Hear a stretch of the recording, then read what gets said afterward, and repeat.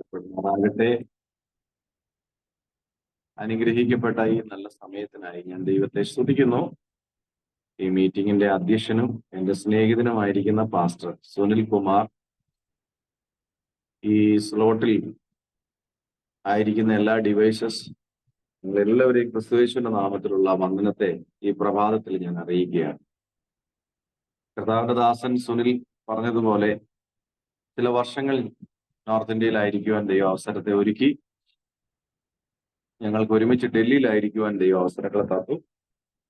അതിനുശേഷം നേരിട്ട് കാണുവാനുള്ള അവസരങ്ങൾ ഉണ്ടായില്ലെങ്കിലും സൂമിലൂടെയും ഫോണിലൂടെയും ഒക്കെ കോണ്ടാക്ട് ചെയ്യുവാൻ ദൈവം ഇടയാക്കുന്നു.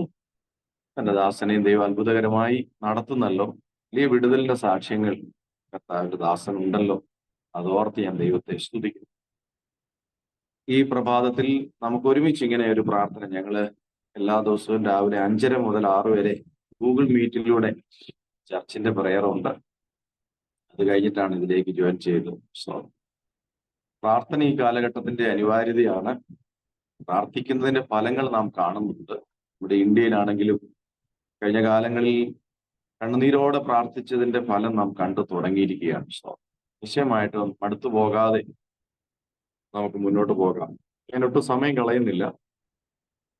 ദൈവത്തിന്റെ ആത്മാവ് നൽകിയ ഒരു ചിന്ത നിങ്ങളുമായിട്ട് ഷെയർ ചെയ്യുവാൻ കർത്താവിൽ ഞാൻ ശരണപ്പെടുകയാണ്. അതിനാസ്പദമായി കൊലോസ്യർക്ക് എഴുതിയ ലേഖനം 3-ാം അധ്യായം 16 മുതലുള്ള വാക്യങ്ങൾ എന്നോട് വായിക്കാം. കൊലോസ്യ ലേഖനം 3-ാം അധ്യായം 16 മുതൽ. സങ്കീർത്തനങ്ങളാലും സ്തുതികളാലും ആത്മീയ ഗീതങ്ങളാലും തമ്മിൽ പഠിപ്പിച്ചു ബുദ്ധി ഉപദേശിച്ചു നന്ദിയോടെ നിങ്ങളുടെ ഹൃദയങ്ങളിൽ ദൈവത്തിന് പാടിയും ഇങ്ങനെ ക്രിസ്തുവിന്റെ വചനം ഐശ്വര്യമായി സകല ജ്ഞാനത്തോടും കൂടെ നിങ്ങളിൽ വസിക്കട്ടെ. അപ്പോസ്തലനായ പൗലോസ് കൊലോസ്യ സഭയ്ക്ക് ലേഖനം എഴുതുമ്പോൾ അവിടെ പറയപ്പെടുന്ന ചില വിഷയങ്ങളുണ്ട്. നമുക്കറിയാം, ദൈവിക ആരാധനയിൽ പാട്ടിന് വലിയ സ്ഥാനമുണ്ട്. ദൈവിക ആരാധന പഴയ നിയമത്തിൽ വാദ്യ ഉപകരണങ്ങളോടുകൂടെ തന്നെയായിരുന്നു ദൈവത്തെ ആരാധിച്ചുകൊണ്ട്. കിന്നരവും വീണയും തപ്പും ഒക്കെ എടുത്തു എന്ന് നമ്മൾ വായിക്കുന്നുണ്ട്. സംഗീത ഉപകരണങ്ങൾക്ക് ഒരു പ്രാധാന്യം തന്നെ ഉണ്ട്. അതിനെ നിസ്സാരമായി കാണുന്നവരുണ്ട്. അതിന്റെ ഒന്നും ആവശ്യമില്ല, പഴയ ചെണ്ട മതി എന്ന് പറയുന്നവരുണ്ട് ഇന്നും. ഇവിടെയൊക്കെ കേരളത്തില് ഇന്നും ചില സഭകളിൽ കീബോർഡൊന്നും കേട്ടത്തില്ല. കീബോർഡിനകത്ത് ബാധയാന്നാ പറയുന്നത്. അവർക്ക് പഴയ ചെണ്ടയെ പറ്റും. ചെണ്ടയുടെ പ്രശ്നമല്ല, കീബോർഡിന്റെ പ്രശ്നമല്ല, മൈൻഡിന്റെ പ്രശ്നമാണ്. ദൈവത്തെ ആരാധിക്കുന്നതിൽ എത്ര നൂതനമായ സംഭവം കൊണ്ടുവരാം. എത്രയും നന്നാക്കാമോ അത്രയും നന്നാക്കാം. ആ ആശയക്കാരനാണ് ഞാൻ. പക്ഷെ ദൈവത്തെ ആരാധിക്കുന്നതിൽ ഇതൊന്നും ഇല്ലെങ്കിലും ആരാധിക്കാം. ഉപകരണങ്ങളൊന്നും ഇല്ലെങ്കിലും ദൈവത്തെ നമുക്ക് ആരാധിക്കാൻ കഴിയും. അതിന് വേണ്ടത് നമ്മുടെ ഒരു നല്ല ഹൃദയമാണ്, മനസ്സാണ്. നമുക്കറിയാം, നോർത്ത് ഇന്ത്യകളിൽ ഛത്തീസ്ഗഡ് തുടങ്ങിയ ഗ്രാമപ്രദേശങ്ങളിൽ ആലയമില്ല. അവരൊരു മരത്തിന്റെ ചുവട്ടിലൊക്കെ ഇരുന്നാണ് ദൈവത്തെ ആരാധന. അവരുടെ കൈകളിൽ ഒരു ചിഞ്ചില് കാണും, അല്ലെങ്കിൽ എന്താ പറയുന്നേ, ഇങ്ങനെ മുട്ടുന്ന തപ്പ് പോലത്തെ ഒരു സാധനം കാണും. ഞാൻ കഴിഞ്ഞ ദിവസം ഒരു വീഡിയോ കണ്ടത് ആഫ്രിക്കൻ രാജ്യത്താണ്, ആഫ്രിക്കയിലെ ഒരു ഗ്രാമത്തിലാണ്. എന്നെ ആരാധനയാണ് സ്വന്തം. അപ്പൊ ഞാൻ നോക്കുമ്പോൾ അവർക്ക് ഡ്രം സെറ്റ് ഒന്നും വാങ്ങാനുള്ള കഴിവില്ല. പാത്രങ്ങൾ കൊണ്ട് ഒരു ഡ്രം സെറ്റ് ഉണ്ടാക്കിയിരിക്കുക. അപ്പൊ എന്റെ ചെറുപ്പകാലത്തിലേക്ക് പോയി. പണ്ട് നമ്മൾ പാത്രങ്ങളൊക്കെ വെച്ച് അടിച്ച് പാടുന്ന ഒരു സംഭവമൊക്കെ ഉണ്ടായിരുന്നല്ലോ, സ്തോത്രം. അപ്പൊ അവര് ഈ പെയിന്റിന്റെ പാട്ട അതുപോലുള്ള സാധനങ്ങളൊക്കെ വെച്ച് ഡ്രം സെറ്റ് ആക്കിയിട്ട് നല്ല ഒന്നാന്തരമായിട്ട് അടിച്ച് ദൈവത്തെ ആരാധിക്കുക. അപ്പൊ ഇവിടെ എന്റെ വിഷയം അതല്ല. ഞാൻ മറ്റ് മാറിപ്പോകുന്നില്ല. സ്തോത്രം. ശ്രദ്ധിച്ച് കേൾക്കണം. ക്രിസ്തുവിന്റെ വചനം ഞാൻ ഒരു ഹെഡിങ് എന്റെ മെസ്സേജിന് കൊടുത്താൽ ക്രിസ്തുവിന്റെ വചനത്തിന്റെ സമൃദ്ധി എന്ന് വേണേ കൊടുക്കാം. ക്രിസ്തുവിന്റെ വചനത്തിന്റെ സമൃദ്ധി നിങ്ങളുടെ ഹൃദയങ്ങളിൽ വാഴണം. ശരിക്കും ഇന്നത്തെ പ്രശ്നം എന്താ? ഇന്ന് നമ്മുടെ സമൂഹത്തിന്റെ പ്രശ്നം എന്താ? ഡിപ്പെൻഡീവ് ആയിരിക്കുന്ന ക്രിസ്തീയ ജീവിതം നയിക്കുന്നു എന്നുള്ളത്. നാം ആരിലേക്കോ ഡിപ്പെൻഡീവാ. ക്രിസ്തു കേന്ദ്രീകൃതമല്ല. അവിടെയാ പരാജയം സംഭവിക്കുന്നത്. എന്റെ മെസ്സേജുകൾ ഇങ്ങനെ കിട്ടുള്ളൂ കേട്ടോ. എനിക്ക് നിങ്ങളെ നാളെ കാറ് കിട്ടാൻ പോകുന്നു, വീട് കിട്ടാൻ പോകുന്നു, ഞാൻ പറയത്തില്ല. അതൊക്കെ നിങ്ങൾ അനുഭവിച്ചു. സ്തോത്രം. കുറെ ഉണ്ടെങ്കിൽ മറ്റുള്ളവർക്കും കൂടെ കൊടുക്കുക. എന്റെ വിഷയം ഒരു മനുഷ്യനെ ക്രിസ്തുവിൽ ഉറപ്പിക്കുക എന്നുള്ളതാണ് എന്റെ വെളിപ്പാട്. ഇനിയുള്ള കാലഘട്ടങ്ങളിൽ ചിലപ്പോൾ നമുക്ക് പാസ്റ്റേഴ്സിനെ പോലും കിട്ടിയെന്ന് വരത്തില്ല. നാം ഒറ്റയ്ക്ക് പൊരുതി നിൽക്കേണ്ടി വരും. വിശ്വാസത്തിനായി പോരാടി നിൽക്കേണ്ട കാലം വരും. ക്രൈസ്റ്റ് സെൻട്രലായിരിക്കണം നമ്മുടെ ജീവിതം. ക്രിസ്തു കേന്ദ്രീകൃതമായിരിക്കും. അതിനാണ് വചനത്തിന്റെ പ്രസക്തി. അവിടെയാ വചനത്തിന്റെ പ്രസക്തി. ആത്മനിറവും ദൈവവചനവും പരസ്പര പൂരകമാണ്. ഇത് രണ്ടുമില്ല, രണ്ട് തലമല്ല പൗലോസ് പഠിപ്പിക്കുന്നത്. വളരെ ആഴത്തിൽ നാം പഠിക്കുമ്പോൾ മനസ്സിലാക്കാൻ കഴിയുന്നത് ഒരു ക്രിസ്ത്യാനി എന്ന് പറയുമ്പോൾ നമുക്ക് പെട്ടെന്ന് വരുന്നത് റോമൻ കത്തോലിക്കക്കാരനെ ആയിരിക്കില്ല കേട്ടോ. നമ്മളെല്ലാം ക്രിസ്ത്യാനിയാണ്. ക്രിസ്തുവിനെ അനുകരിക്കുന്നവരാ ക്രിസ്ത്യാനി. അതുകൊണ്ടാണല്ലോ തിരുവചനത്തിൽ പറഞ്ഞ ക്രിസ്ത്യാനിയായിട്ട് കഷ്ടം സഹിക്കേണ്ടി വന്നാലും ലജ്ജിക്കരുത്.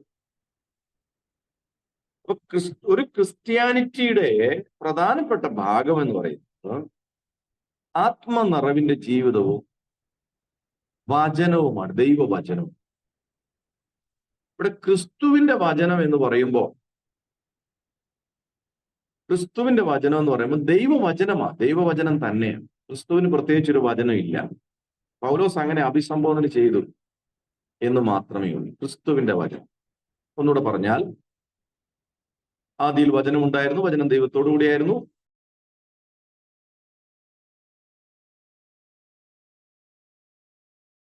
സത്യം നിറഞ്ഞവനായി നമ്മുടെ ഇടയിൽ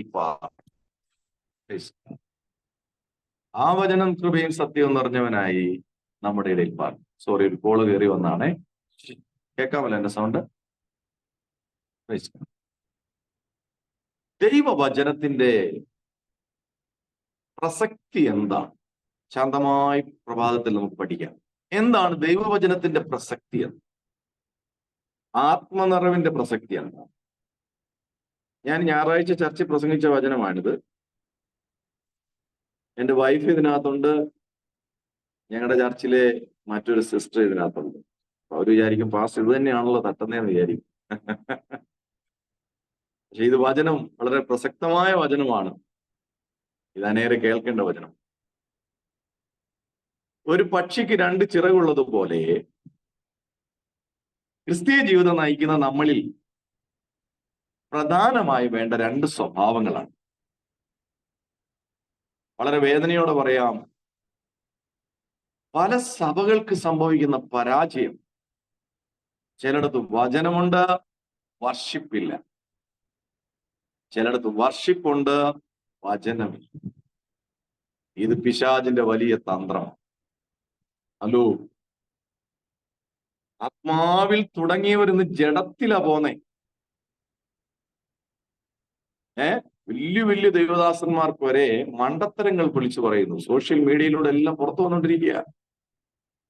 കഴിഞ്ഞ ദിവസം ഒരു വടിയെ കുറിച്ച് കേട്ട് ഞാൻ. അബ്രഹാമിന്റെ വടി, ആ വടി വന്ന് ക്രിസ്തുവിന്റെ വടി. വചനത്തിൽ തെളിവില്ലാത്ത ഒരു വടിയും പറയണ്ട, തെളിയിക്കാൻ പറ്റാത്ത ഒരു വടിയെ കുറിച്ചും പറയണ്ട. ക്രിസ്തുവിനെ ഉയർത്തിയാൽ മതി. യേശു ക്രിസ്തുവിനെ ഉയർത്ത്. ഈ പ്രഭാതത്തിലും ഞാൻ പറയുന്നത് വചനത്തിന്റെ പ്രസക്തി എത്രമാത്രമുണ്ട്. വചനമാ നമ്മെ പണിയുന്നേ, വചനമാ നമ്മെ ഉടയ്ക്കുന്നേ, വചനമാ കുറ്റബോധം തരുന്നേ, വചനമാ പാപബോധത്തിലേക്ക് നമ്മെ നയിക്കുന്നേ. അതുകൊണ്ടാണ് അപ്പോസ്തലനായ പൗലോസ് തന്റെ നിജപുത്രനായ തിമോഥെയോസിനോട് പറഞ്ഞത്, നീ ഈ സത്യവചനത്തെ യഥാർത്ഥമായി പ്രസംഗിക്കും. എന്താണ് ആ വാക്കിന്റെ അർത്ഥം? എന്താണ് അതിന്റെ അർത്ഥം? യഥാർത്ഥമായി പ്രസംഗിക്കാത്തവരുണ്ടെന്നല്ലേ ആ വാക്യത്തിന്റെ തെളിവ്? പൗലോസ് തന്നെ വീണ്ടും പറയുന്നുണ്ട്, അന്ത്യകാലത്തിന്റെ ലക്ഷണങ്ങളിൽ മനുഷ്യർ വമ്പു പറയുന്നവരായി മാറുന്നു. മറ്റൊരു തലത്തിൽ പറയുന്നു, കെട്ടുകഥകൾ, കിഴവിക്കഥകളിലേക്ക് മനുഷ്യർ തിരിയുന്നു. സ്വത്രം. ഞാൻ സത്യസന്ധമായിട്ട് ചോദിക്കട്ടെ, ശരിയായ വചനം പ്രസംഗിക്കുന്നവൻ എന്നെവിടെയാ വേദി? നിങ്ങൾ പറഞ്ഞു, ആരായി ഓടി നടക്കുന്ന മനുഷ്യനെ പ്രസാദിപ്പിക്കുന്നവരാ? ഞാൻ പച്ചയ്ക്ക് പറയും, ക്ലിയറായ വചനം പ്രസംഗിച്ചാൽ വേദികളിൽ അധികം കിട്ടത്തില്ല. കാര്യം മനുഷ്യനെ പ്രസാദിപ്പിക്കുന്ന വചനം ആയിരിക്കത്തില്ല. എന്നാൽ ഇന്ന് ശുശ്രൂഷ എന്ന് പറഞ്ഞ് ഓടുന്നവർക്കെല്ലാം ആമീൻ, അവരുടെ ഉപാധി മറ്റൊന്നാണ്. ഒന്നെങ്കിൽ വയറായിരിക്കും, അല്ലെ സാമ്പത്തിക നേട്ടങ്ങളായിരിക്കും. ഇതൊന്നുമല്ല വചന ശുശ്രൂഷയുടെ പ്രധാന ഘടകം. ഞാന് അപ്പോസ്തലന്മാര് പോയി സ്വത്രകാഴ്ച മേടിച്ച് പ്രസംഗിക്കുന്നതായിട്ട് ഞാൻ കാണുന്നില്ല. ഒരു വഴിയോരങ്ങളിലും തെരുവോരങ്ങളിലും ഒക്കെ ആയിരുന്നു കൂടുതലും പ്രസംഗിച്ചത്. നിങ്ങൾ യോജിക്കുന്നു എന്നോട്? ശരിയാണോ? സ്തോത്രം. പ്രവാചകന്മാര് സ്വത്രകാഴ്ചയ്ക്ക് വേണ്ടി പോയി പ്രവചിച്ചായിട്ടൊന്ന് കാണിച്ചു തന്നീ. പഴയ നിയമത്തിലും പുതിയ നിയമത്തിലും കാണിച്ചു തന്നീ. പുതിയ നിയമത്തിൽ പ്രത്യേകിച്ച് ഓരോ ഇടങ്ങളിലും നിങ്ങളുടെ ഇടയിൽ ഉണ്ടായിരിക്കണം എന്നാ പറഞ്ഞ പ്രവാചകന്മാർ. ഓരോ സഭയ്ക്കകത്തും വേണമെന്നാ പറഞ്ഞിരിക്കുന്നത്. എങ്ങനെയാ നാം വചനം പഠിക്കുമ്പോൾ മനസ്സിലാക്കാൻ കഴിയും? ഈ സിസ്റ്റർ എവിടെ നിന്നാ കയറി വന്നേ? നമുക്കൊരാവശ്യം വന്നാ അന്നേരെ കുണ്ടറയിൽ ഒരു പ്രവാചകനുണ്ട്, ഹലോ പത്രം, പുള്ളി അറിയും, മോനെ ആകെ കെട്ടെവിടെയില്ലാത്ത പത്രം, തലയ്ക്കകത്ത് കെട്ട്, വീടിനകത്ത് കെട്ട്, ആ കെട്ട് ഈ കെട്ട് എല്ലാം കൂടെ കെട്ടി നമ്മൾ കെട്ടപ്പെട്ടു പോകും. ഒരു കെട്ടുമില്ല, നമ്മൾ കെട്ടുന്ന കെട്ടേ ഉള്ളൂ. നാം കെട്ടുന്ന കെട്ട് നാം തന്നെ അഴിക്കണം, മറ്റാർക്കും അഴിക്കാൻ പറ്റില്ല. ലാസറിനെ കെട്ടിമുറുക്കി കല്ലറയ്ക്കകത്ത് കൊണ്ട് വെച്ചു. ലാസറെ പുറത്തു വരിക എന്ന് പറഞ്ഞു. എന്താ, യേശുവിനെ കെട്ടോട് അഴിക്കാനുള്ള ശക്തിയില്ലേ? മരിച്ച ലാസറിനെ ഉയർപ്പിച്ച അവരോട് പറഞ്ഞു, നിങ്ങൾ കെട്ടിയ കെട്ട് നിങ്ങൾ അഴിപ്പൻ, അവനെ കെട്ടഴിപ്പീൻ എന്നാ യേശു പറഞ്ഞു. നിങ്ങളെ കെട്ടിയത് അഴിച്ചു. Thank you Lord Jesus. ദൈവവചനത്തിന്റെ പ്രസക്തി ഈ കാലഘട്ടത്തിൽ കുറഞ്ഞുകൊണ്ടിരിക്കുന്ന ഇന്നത്തെ കാലത്ത് ഞാൻ പറയുന്നു, ക്രിസ്തുവിന്റെ വചനം ഐശ്വര്യമായി നമ്മുടെ ഹൃദയങ്ങളിൽ നിറയണം. നമ്മുടെ ഹൃദയങ്ങളിൽ ആ വചനം നിറഞ്ഞാൽ ഏത് ക്രൈസിസിലും നാം ജീവിക്കും, എവിടെ കൊണ്ടിട്ടാലും നാം ജീവിക്കും. ഒരു ശക്തിക്കും നമ്മെ തകർക്കാൻ കഴിയില്ല. വിശ്വസിക്കുന്നവർ ആമേൻ പറഞ്ഞാൽ. സ്തോത്രം. ഞാൻ സമയത്തിന്റെ പരിമിതി കൊണ്ട് ഞാൻ വേഗത്തിൽ മുന്നോട്ട് പോകുന്നു. എഫേസ്യർ 5:19 ആത്മാവിൽ നിറയുന്നതിനെ കുറിച്ച് പറയും. നാം വായിച്ച കൊലോസ്യർ 3:16 ക്രിസ്തുവിന്റെ വചനത്തിൽ നിറയാൻ പറയും. ശക്തിയോടെ പായുന്ന ഒരു തീവണ്ടിക്ക് ഉറപ്പുള്ള പാളങ്ങൾ എത്രമാത്രം ആവശ്യമാണോ അതുപോലെയാണ് വിശ്വാസികൾ. അതുപോലെയാണ് വചനത്തിൽ ഉറപ്പുള്ളവരായിരിക്കേണ്ട ആവശ്യകത. നമുക്ക് ഇന്ന് ബുള്ളറ്റ് ട്രെയിനിന്റെ കാലഘട്ടങ്ങളല്ലേ, സ്പീഡ് കൂടിക്കൊണ്ടിരിക്കുക. ജപ്പാനിലൊക്കെ 300-400 കിലോമീറ്റർ സ്പീഡിൽ പായുകയാണ്. ഇതിലേക്കൂടെയാ പായുന്നേ. 2 പട്ടിണി ഇങ്ങനെ വെച്ചിട്ടുണ്ടല്ലേ, ട്രെയിൻ പാളം. അതിന്റെ ഉറപ്പിലായി ഇത് പായുന്നേ. ക്രിസ്തുവിൽ വേരൂന്നി വളരുന്ന ഒരു വിശ്വാസി അവന്റെ അടിസ്ഥാനം ശരിയല്ലെങ്കിൽ തകർന്നു പോകും. അതെ, വചനത്തിൽ അടിസ്ഥാനമായി, വചനത്തിൽ വേരൂന്നി, വചനത്തിൽ വളരുന്ന ഒരു വിശ്വാസി പരാജയപ്പെടാൻ സ്വർഗം സമ്മതിക്കത്തില്ല. വിശ്വാസി എന്ന് പറയുമ്പോൾ ഞങ്ങളും അതിനകത്ത് വിടും കേട്ടോ. വിശ്വസിച്ചിട്ട് ആ പാസ്റ്ററായേ, ഇന്നും വിശ്വസിക്കണം, എന്നാലേ മുന്നോട്ട് പോകുള്ളൂ. ഇത് വിശ്വാസികൾക്ക് മാത്രമുള്ള ദൂതല്ല, വിശ്വസിക്കുന്ന എല്ലാവർക്കും ഉള്ള ദൂതാണ്. സ്തോത്രം. ക്രിസ്തുവിന്റെ വചനം എന്ന പ്രയോഗം ഇവിടെ മാത്രമാണ് നമുക്ക് കാണും. ദൈവവചനം എന്ന് നമുക്ക് അതിനെ ഗ്രഹിക്കാം. ദൈവവചനത്തിന്റെ പ്രാധാന്യം സഭകളിൽ കുറഞ്ഞു വരുന്നു എന്നതാണ് നമുക്ക് മനസ്സിലാക്കാൻ കഴിയുന്നത്. അതില് ഒരു യവനായ പദം അതിന് കൊടുത്തിട്ടുണ്ട്. വസിക്കുക എന്നതിന്റെ യവനായ പദം, ഇതിന്റെ പ്രൊണൗൺസിയേഷൻ എനിക്ക് അത്രയ്ക്ക് അങ്ങോട്ട് പറ്റുന്നില്ല, ഒരു യവനായ പദമായതുകൊണ്ട്. ഇംഗ്ലീഷിൽ അതിന്റെ സ്പെല്ലിംഗ് ഞാൻ പറയാം. ENOIKEU, എനിക്യു എന്നാണോ? എനിക്യു. അതിന്റെ അർത്ഥം ആവശ്യത്തിന് സ്ഥലം കൊടുക്കുക. വസിക്കുക എന്ന വാക്കിന്റെ യവനായ പദത്തിന്റെ അർത്ഥം പാർപ്പിക്കുക, നിധിയായി സൂക്ഷിക്കുക. ഈ 3 അർത്ഥങ്ങളാണ് അവിടെ വരുന്നത്. എന്നൂടെ ഞാൻ പറയാം. ആവശ്യത്തിന് സ്ഥലം കൊടുക്കുക, പാർപ്പിക്കുക, നിധിയായി സൂക്ഷിക്കുക. അതെ, ഈ കാലഘട്ടത്തിൽ ദൈവവചനത്തെ നിധിയായി കാണുന്നവർക്കായി സ്തോത്രം. ആവശ്യത്തിന് സ്ഥലം കൊടുക്കണം. ഹൃദയത്തിൽ ദൈവവചനത്തിന് ആവശ്യത്തിന് സ്ഥലം കൊടുക്കണം. ഇത് നമ്മളൊരു ചെടി കൊണ്ട് നട്ടേച്ച് അതിന്റെ ചുറ്റിനും കൊണ്ട് പ്ലാവും കുന്തവും കുടച്ചക്രവും എല്ലാം കൂടെ വെച്ച് കഴിഞ്ഞാൽ ഇത് എവിടെ വളർന്ന ഞെരുക്കിക്കളയും. അതല്ലേ വചനം വിതച്ചു പോയപ്പോൾ ആ ഉപമയുടെ അർത്ഥം. മുള്ളിനിടയിൽ വീണു, പാറപ്പുറത്ത് വീണു, പക്ഷേ നല്ല സ്ഥലത്ത് വീണത് വളർന്നു. വചനത്തിന് ആവശ്യത്തിന് സ്ഥലം കൊടുക്കണം. സ്പേസ്, വചനത്തിനൊരു സ്പേസ് ഉണ്ടാണ് ജീവിതത്തിൽ. അമ്മേ, ദൂത് കേൾക്കാൻ നമ്മൾ എത്ര വ്യഗ്രതരാണ്.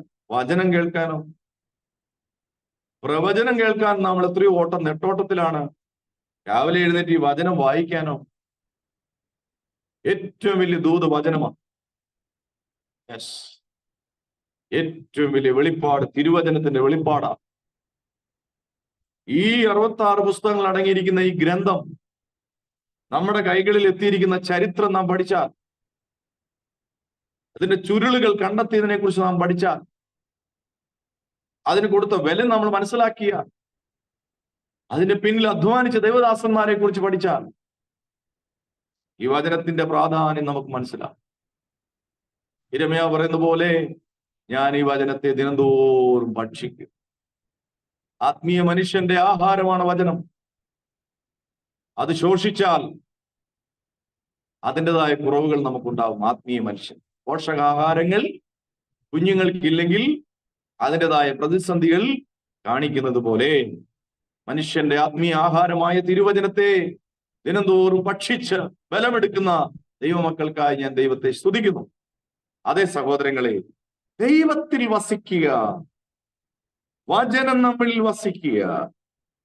ഓ യെസ് ലോ. ഒത്തിരി വാക്യങ്ങളുണ്ട്, എനിക്ക് സമയമില്ല. 13:8-9 വചനം നാം കേൾക്കുന്നവരായി മാറണം. ഞാൻ നേരത്തെ പറഞ്ഞ പോലെ സത്യവചനത്തെ പ്രസംഗിക്കുന്നവരായി മാറുക. വചനത്തിന്റെ പ്രസക്തിയെ കുറിച്ച് നാം പഠിക്കുമ്പോൾ 2 തിമോഥെയോസ് 2:15 വചനത്തെ ഹൃദയത്തിൽ സംഗ്രഹിക്കുക. സങ്കീർത്തനം 119:11 വചനം പ്രമാണിക്കുക. ഫിലിപ്പിയർ 2:15 2 തിമോഥെയോസ് 3:16-17 ഇവിടെ എല്ലാം നമുക്ക് കാണാൻ കഴിയുന്ന വചനത്തിന്റെ പ്രസക്തിയാണ്. സ്തോത്രം. അതേ സഹോദരങ്ങളെ, ഈ ജീവനുള്ള വചനം, ജീവിപ്പിക്കുന്ന വചനം, സൗഖ്യമാക്കുന്ന വചനം, വിടുവിക്കുന്ന വചനം, ഈ വചനം ഇന്നും ജീവിക്കുന്ന വചനം, അതെവിടെല്ലാം ചെന്നിട്ടുണ്ടോ അവിടെ എല്ലാം ഇന്നും ചലിപ്പിച്ചുകൊണ്ടിരിക്കുക. ആ വചനം ഇന്നും സൗഖ്യമാക്കുന്ന വചനമാണ്. ആ വചനം ഇന്ന് പാപബോധം വരുത്തുന്ന വചനമാണ്. ആ വചനം നമ്മെ പണിയുന്ന വചനമാണ്. ആ വചനം നമ്മെ ഉടയ്ക്കുന്ന വചനമാണ്. വചനത്തെ ഉപമിച്ചിരിക്കുന്നത് നിങ്ങൾ നോക്കിയാട്ട്, ചുറ്റികയോട്, വാളോട്, സ്പോഞ്ചിനോട് വചനം ഉപമിച്ചിട്ടില്ല. സ്തോത്രം. വചനം സ്പോഞ്ചാന്ന് ഞാൻ കണ്ടിട്ടില്ല എവിടെ. വചനം ഇരുവായ്ത്തലയുള്ള വാളാന്ന് കണ്ടിട്ടുണ്ട്. വചനം ചുറ്റുകയാന്ന് കണ്ടിട്ടുണ്ട്.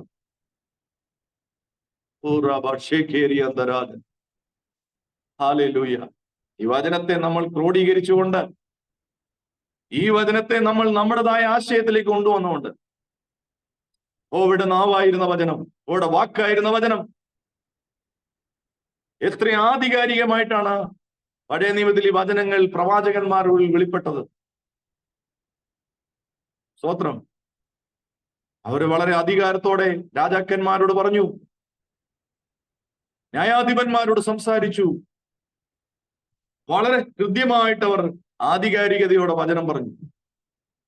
ഞാൻ നിന്നെ തൂക്കി നോക്കി കുറവുള്ളവനായി കണ്ടിരിക്കുന്നു എന്ന് പറയാൻ തന്റെ ഇടം കാണിച്ചു പ്രവാചകന്മാർ. നാഥാൻ പ്രവാചകന്മാരെ പോലുള്ള പ്രവാചകന്മാർ ദാവീദിന്റെ മുമ്പിൽ വന്ന് ആ മനുഷ്യൻ നീ തന്നെ എന്ന് പറയാനുള്ള ചങ്കൂറ്റം കാണിച്ചു. മനസ്സിലാവുന്നു? സ്തോത്രം. ഇന്ന് എത്രയോ സഭകളില് എല്ലാ വചനവും പ്രസംഗിക്കാൻ പറ്റത്തില്ല. പാസ്റ്ററോട് പറയും, അത് വേണ്ട, വേറെ വചനം പ്രസംഗിക്കാം. ആ വചനം ഇവിടെ വേണ്ട, ഏത് വചന വേണ്ടേ? സ്തോത്രം. നമുക്കിഷ്ടമുള്ള വചനം പ്രസംഗിക്കാനല്ല അഭിഷിക്തന്മാരെ ദൈവം തെരഞ്ഞെടുത്തിരിക്കുന്നത്, ദൈവത്തിന്റെ വാക്കായിരിക്കാനാ. ഓ യെസ്, റേമേനിയ ഹത്തരാദിയ ജീസസ്. ഞാൻ പറയുന്ന ആശയത്തിൽ നിങ്ങളുണ്ടോ? എന്നാൽ മനസ്സിലാവും. ദൈവത്തിന്റെ നാവായിരിക്കാനാ ദൈവം മനുഷ്യനെ, ദൈവത്തിന്റെ അഭിഷിക്തനെ കണ്ടത്. ഇവിടെ പക്ഷത്ത് നിൽക്കുന്നവൻ മാറി നിൽക്കാനാ പറഞ്ഞേ, ഇല്ലാത്തവനെ എനിക്ക് വേണ്ട. ദൈവവചനത്തിന്റെ ആധികാരികത, ദൈവവചനത്തിന്റെ ശക്തി, അതിന്റെ പ്രസക്തി കുറയുന്ന ഇന്നിന്റെ കാലത്ത് ദൈവത്തിന്റെ ആത്മാവ് പറയുന്നു, വചനം ഉള്ളിലാക്കിയിരിക്കുന്നവർക്കായി ഞാൻ ദൈവത്തെ സ്തുതിക്കുന്നു. ഈ പ്രഭാതത്തിൽ നിങ്ങൾ 15 പേര് ഇതിനകത്തുണ്ടല്ലോ. നിങ്ങളുടെ ഉള്ളിലേക്ക് ഈ വചനം കയറിയാൽ ഞാൻ നിങ്ങളെ പഠിപ്പിക്കുന്നു സഹോദരങ്ങളെ, ഡിപ്പെൻഡീവായിട്ട് നിൽക്കരുത്. വചനത്തിൽ ശക്തി പ്രാപിച്ച് മുന്നോട്ട് പോകും. ഒരു മനുഷ്യനിലും ആശ്രയിക്കേണ്ട ആവശ്യകത വരില്ല. നിങ്ങളുടെ ബലഹീനതയിൽ ദൈവത്തിന്റെ വചനം തികഞ്ഞു വരും. ആ വചനം ശക്തിയാ, ആ വചനം ബലമാണ്, ആ വചനം ദൃഢീകരിക്കുന്ന വചനമാണ്, ആ വചനം നമ്മെ സൗഖ്യമാക്കുന്ന വചനമാണ്. പുതിയ നിയമത്തിൽ നാം കാണുന്നു, വചനം സംസാരിച്ചുകൊണ്ടിരുന്നപ്പോൾ രോഗികൾ സൗഖ്യമായി. അതേ, ഈ വചനം ശക്തിയുള്ള വചനമാ, ദൈവമാ, ദൈവത്തിന്റെ വചനമാ. ഓ യെസ്, ആ വചനം ഇന്നും ഗ്രേ ചെയ്യുന്നു എന്ന് ഞാൻ വിശ്വസിക്കുന്നു. ആധികാരികമായി പ്രസംഗിക്കുന്നവർക്കായി സ്തോത്രം. തിയോളജി മാത്രം പോരാ, ആത്മനിറവ് വേണം, അഭിഷേകം വേണം, വെളിപ്പാടോടെ പ്രസംഗിക്കണം, ദൈവവചനത്തെ യഥാർത്ഥമായി പ്രസംഗിക്കണം. അവിടെയാ ദൈവം പ്രവർത്തിക്കുന്നത്. ഈ പ്രഭാതത്തിൽ കർത്താവ് ആഗ്രഹിക്കുന്ന സ്ഥലം അത് തന്നെയാ സഹോദരങ്ങളെ. ഈ വചനത്തിന്റെ ശക്തി നമ്മളിലൊന്ന് വെളിപ്പെടാൻ ഈ പ്രഭാതത്തിൽ എന്നെ സമർപ്പിക്കും. ക്രിസ്തു കേന്ദ്രീകൃതമായ ക്രിസ്തീയ ജീവിതം നയിക്കാൻ ഞാൻ എന്നെ സമർപ്പിക്കുന്നു എന്ന് സമർപ്പിക്കുവാൻ ഈ പ്രഭാതത്തിൽ എത്ര പേർക്ക് നിയോഗം? Yes Lord. ഏത് പ്രശ്നം വന്നാലും ഞാൻ വചനത്താൽ മുന്നോട്ട് പോകുമെന്ന് സമർപ്പിക്കാൻ എത്ര പേർക്ക് നിയോഗം? തലമുറകളെ കുറിച്ചുള്ള ഭാരം, ഭാവിയെ കുറിച്ചുള്ള ഭാരം, നാളെ എന്തായി തീരുമെന്നുള്ള ചിന്തകൾ, ശാരീരികമായ മാനസികമായിട്ടുള്ള പ്രതിസന്ധി, ഒരു വിധത്തിൽ മുന്നോട്ട് വിടാതെ വണ്ണം പിശാച് നമ്മെ തകർത്ത് കളയുമെന്ന് വാതുകെട്ടി നിൽക്കുന്ന മണ്ഡലം, ഇതെല്ലാം ഉണ്ടെങ്കിൽ പോലും വചനം ഉള്ളിലുള്ളവർക്കായി ഞാൻ ദൈവത്തെ സ്തുതിക്കുന്നു. ഓ യെസ് ലോർഡ്. അവർ നിന്നാൽ ഞാൻ പടക്കൂട്ടത്തിന് നേരെ പാഞ്ഞു ചെല്ലും, എന്റെ ദൈവത്താൽ ഞാൻ മതിൽ ചാടിക്കടക്കും. ഇന്ന് പകൽ ദൈവവചനത്തെ മുറുകെ പിടിച്ച് മുന്നോട്ട് പോയാൽ പരാജയപ്പെടാൻ സ്വർഗം നിന്നെ സമ്മതിക്കത്തില്ല. വിശ്വസിക്കുന്നവർ ആമേൻ പറഞ്ഞ് ദൂതറ്റെടുത്താണ്. ഓ റബ ഷേഖേരിയാറബ. ദൈവത്തിന്റെ വചനത്തെ കാലിന് ദീപമായി പാതയ്ക്ക് പ്രകാശമായി മുന്നിൽ വെച്ചിരിക്കുന്നവർക്കായി ഞാൻ ദൈവത്തെ സ്തുതിക്കുന്നു. ഇരുട്ടിൽ തപ്പാൻ സ്വർഗം നിന്നെ സമ്മതിക്കത്തില്ല. അത് നിനക്ക് പാതയ്ക്ക് ദീപമായിരിക്കും, കാലിന് വെളിച്ചമായിരിക്കും, മുന്നോട്ടുള്ള ദുർഘടങ്ങളെ നിരപ്പാക്കും, താമ്രക്കഥകളെ കണ്ണിക്കും, ഇരുമ്പോടാമ്പലുകളെ ഒടിച്ചു കളയും. ചെങ്കടൽ സമമായ വേദനയും ശോധനയും വന്നാൽ അവിടെ ദൈവം നിനക്കായിട്ടൊരു പുതുവഴി തുറക്കും. യോർദാനെ പിളർന്ന് ദൈവം നിനക്കായിട്ടൊരു വഴി തുറക്കും. എരിഹോവിനെ ഇടിച്ചു കളഞ്ഞ് നിനക്കായിട്ട് ദൈവം അവിടെ അത്ഭുതം പ്രവർത്തിക്കും. ആർക്കു വേണ്ടിയാ? ആമേൻ. തിരുവചനം ഉള്ളിലുള്ളവരുടെ കാര്യമാണ് പറയുന്നത്. പതറിപ്പോകുന്നവരാരാ? വചനമില്ലാത്തവരാ. ആരാ ഉണങ്ങിപ്പോകുന്നത്? വചനമില്ലാത്തവരാ. ആരാണ് ഇല്ലാതായി പോകുന്നത്? വേരില്ലാത്തവരാ. ഈ പ്രഭാതത്തിൽ ഞാൻ ആത്മനിറവിൽ ശക്തിയോടെ വിളിച്ചു പറയും, വചനം ഉള്ളിലായിരിക്കുന്നവർക്കായി സ്തോത്രം. ഉള്ളിൽ വചനമുള്ളവർക്കായി സ്തോത്രം. അകത്തളങ്ങളിൽ വചനത്തെ വസിപ്പിക്കുന്നവർക്കായി സ്തോത്രം. ഓ റബശേരി അന്തരാജനാദിയ. ആ 3 അർത്ഥങ്ങൾ നമ്മൾ പറഞ്ഞതുപോലെ ആവശ്യത്തിന് ദൈവവചനത്തിന് സ്ഥലം കൊടുക്കുന്നവർക്കായി സ്തോത്രം. വിമർശനങ്ങൾ, വചനത്തെ വിമർശിക്കുന്നവർ വർദ്ധിക്കുക. പെന്തക്കോസ്തിൽ വചനത്തെ വിമർശിക്കുന്നവർ. ദൈവദാസനെ വിമർശിച്ചോ, ദൈവവചനത്തെ വിമർശിക്കരുത്. ദൈവദാസനെ വിമർശിച്ചാൽ ആവശ്യമില്ലാത്ത വിമർശനമാണ്, അടി കിട്ടും. സത്യത്തിന് വേണ്ടി നിൽക്കുന്ന ഒരുത്തനെ വിമർശിക്കുന്നെങ്കിൽ ദൈവം നോക്കിക്കോളും. പക്ഷെ ദൈവവചനത്തെ വിമർശിക്കരുത്. ദൈവവചനം ദൈവത്തിന്റെ വചനമാ. അതിന് വിലയുള്ള വചനമാ. അത് വിമർശിക്കാനുള്ളതല്ല, അത് ഏറ്റെടുക്കാനുള്ളതാണ്. സ്തോത്രം. ഈ പ്രഭാതത്തിൽ ഈ വചനത്തിന്റെ അന്തസത്ത മനസ്സിലാക്കിയവർക്കായി ഞാൻ ദൈവത്തെ സ്തുതിക്കുന്നു. ആ വചനത്തിന് വേണ്ടി എന്നെ സമർപ്പിക്കുന്നു എന്ന് ഈ പ്രഭാതത്തിൽ പറയാൻ നിയോഗമുള്ള എത്ര പേര് ഇതിന് പകൽക്കാലമുണ്ട്? യേശുവിന്റെ നാമത്തിൽ നിങ്ങൾ ജയാളികളായി മാറും. ക്രൂശിൽ ജയാളിയായ യേശു താൻ വചനം കൊണ്ടാ പിശാചിനെ ജയിച്ചേ, പ്രവചനം കൊണ്ടല്ല. ആണോ? സ്തോത്രം. പ്രലോഭനവുമായി വന്ന പിശാചിനെ വചനം കൊണ്ടാ ജയിച്ചത്. വചനം കൊണ്ടാ, ദൂത് കൊണ്ടല്ല, പ്രവചനം കൊണ്ടല്ല, ദർശനം കൊണ്ടല്ല. ഇതൊന്നും വേണ്ടെന്ന് ഞാൻ പറയുന്നില്ല.